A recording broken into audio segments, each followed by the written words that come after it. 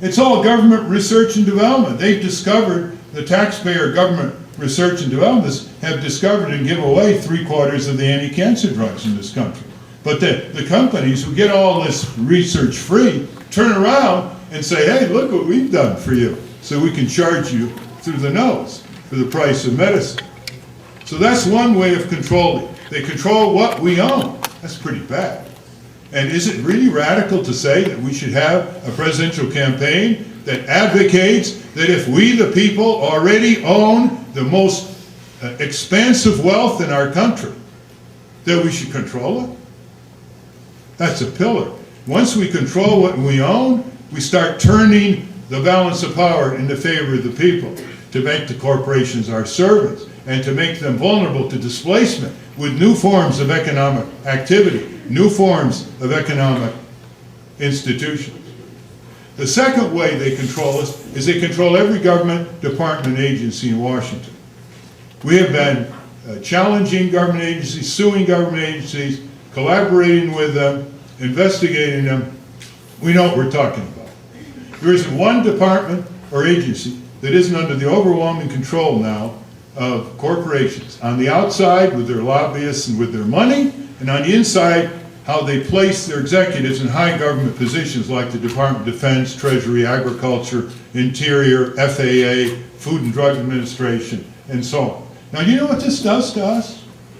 When I went to Washington, angry about how many of my friends were killed in crashes in high school and college, and determined to bring the auto companies under federal regulation, I actually hitchhiked to Washington from Connecticut. And a truck driver picked me up in Delaware. He said, what are you doing? I said, I'm going to Washington. He said, what for? I said, I'm going to get the industry regulated for safety. The guy was about to let me out on the road.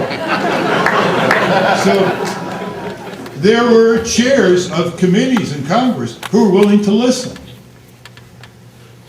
Senator Ribicoff, Senator Magnuson, Senator Nelson, Congressman Rosenthal, Congressman Moss. They went there to represent the people. There were members of Congress who would take it to the floor and pass bill after bill. There were presidents who would sign these bills. There were reporters who would cover the story day after day, rather than wait for a feature so they could get a Pulitzer Prize. And guess what? Even Richard Nixon signed bill after bill that we got through Congress. The EPA bill, the OSHA bill for job safety and health. He signed into law the great air and water pollution legislation. He signed into law the Product Safety Commission bill.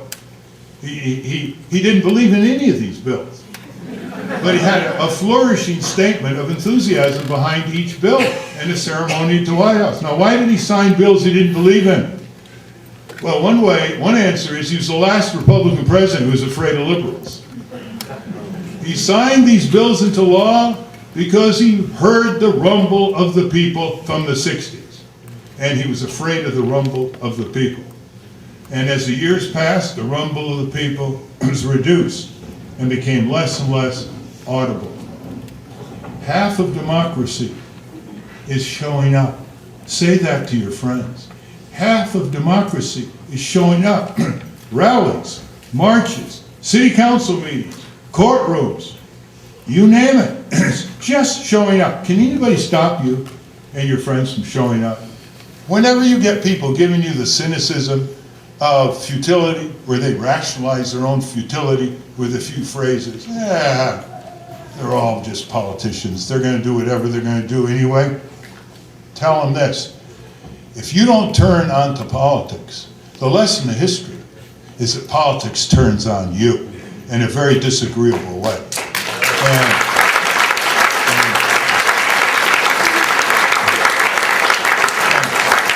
there are all kinds of things in this that we can do in this country that nobody can stop us from doing.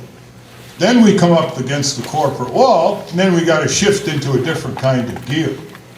Nobody can stop us. Look at what people coming out of college in their 20s are looking forward to. 1, can they find affordable health insurance? 2, can they get a job that isn't going to be outsourced to India or China? 3, can they get a sense that they have a break in life so that they can convene with their friends and build a better society, or just go through life with futility.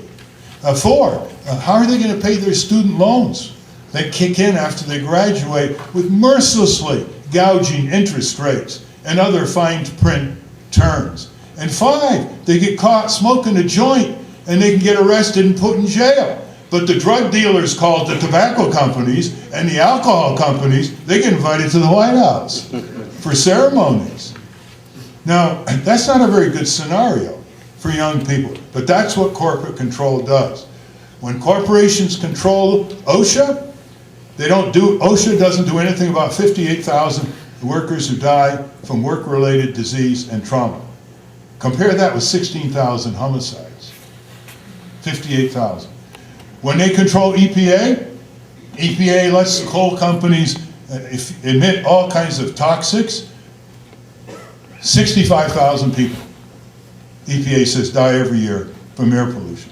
When they don't control hospital safety practices and infection controls, 200,000 people in this country die from medical negligence and from hospital-induced infections. That's 200,000. When these companies control the Department of Defense, we build huge weapon systems that were originally designed for the Soviet Union era of hostility, and billions of dollars are drained from repairing public works, the crucial public infrastructure of America. The schools, the clinics, the libraries, the sewage treatment systems, the highways, the bridges, the public transit, the drinking water system project upgrades that create jobs, well-paying jobs in every community here in San Francisco and elsewhere that can never be exported to China. That's some of the, when they control the Department of Treasury and the IRS through Congress, what happens? You pay more taxes, the big corporations go to the Bahamas, or they have tax shelters. The total revenue of the US government, only 7% comes from corporate taxation, even though corporate profits are at a staggering all-time high. In the 1950s, 28% came from corporate tax revenue. See where it's going? Huh? The artificial entity is moving toward tax zero status. And you are burdened with more taxes. That's why Nader Gonzalez is supporting a new kind of tax system where, and all our positions are majoritarian positions. Isn't that ironic? Here we are running third in the presidential campaign. Our positions are the majoritarian positions, and the other guys, their positions are not supported by the majority of the people. Try this one on a debate up against McCain or Obama or Clinton.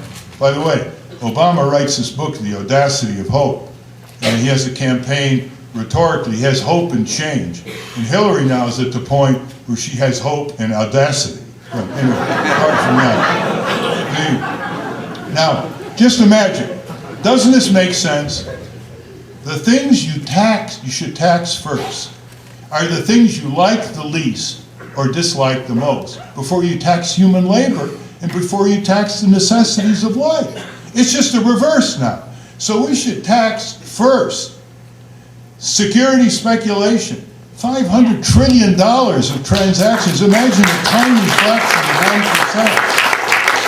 1%. We should tax the addictive industries. We should tax first the gambling industry. We should tax first corporate crime. We should tax first the polluters before we tax workers. And that way you can earn up to $100,000 and not have any federal income tax. Isn't that worthy of debate in the country? Okay, well, when they control those government agencies,